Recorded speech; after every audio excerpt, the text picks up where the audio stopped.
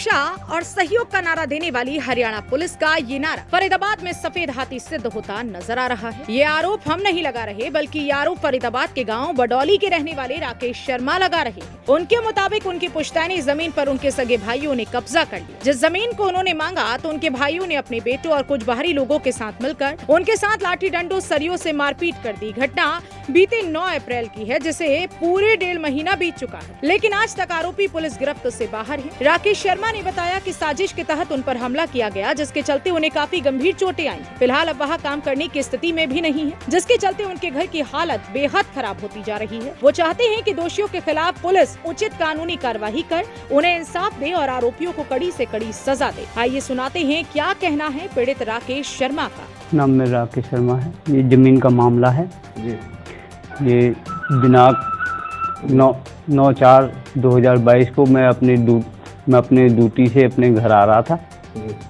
वहाँ पे 2 बंदों ने मुझे रोका।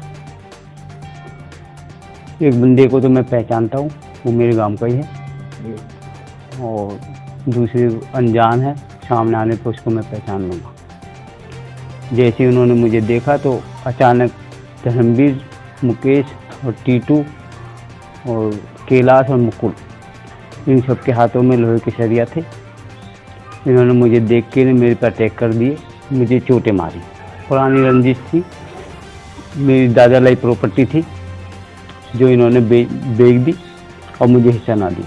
मैंने जब हिस्सा मांगा तो इन्होंने मेरे साथ शुरू से ही मारपीट करी और शुरू से धमकी देते रहे कि हम तुझे या तेरे परिवार को जान से मार डालेंगे। इसको कई बार दिए कई बार शिकायत दी है, लेकिन पुलिस वाले ने आज तक कोई कार्रवाई नहीं करी इनके खिलाफ। मैं प्रशासन से चाहता हूँ कि मेरी कार्रवाई हो और इन दोषियों को पकड़ा जाए और इनको जेल में, इनको कोर्ट में पेश करा जाए। बडौली के राकेश शर्मा ने शिकायत दी कि जब मैं अपनी ड्यूटी ऑफ करके बडौली पुल के पास आया तो मुझे 5-6 लोगों ने मिलके बुरी तरह मारा। इस पे मुकदमा दर्ज कर लिया गया है और मुकदमा दर्ज करके जांच तफ्तीश जारी है। तफ्तीश में अभी तक जिन लोगों के खिलाफ आरोप लगाए गए हैं वो सिद्ध नहीं हो पाए हैं। अभी उन पे गहराई से जांच की जा रही है। सीसीटीवी के कैमरा की फुटेज को खंगाला जा रहा है और उनकी कॉल डिटेल्स को अच्छे से देखा जा रहा है। जैसे ही कार्रवाई पुख्ता हो जाएगी, कार्रवाई कर दी जाएगी। पीड़ित के बयान पे ही पर्चा दर्ज हुआ है और उसी के कार्रवाई की जा रही है।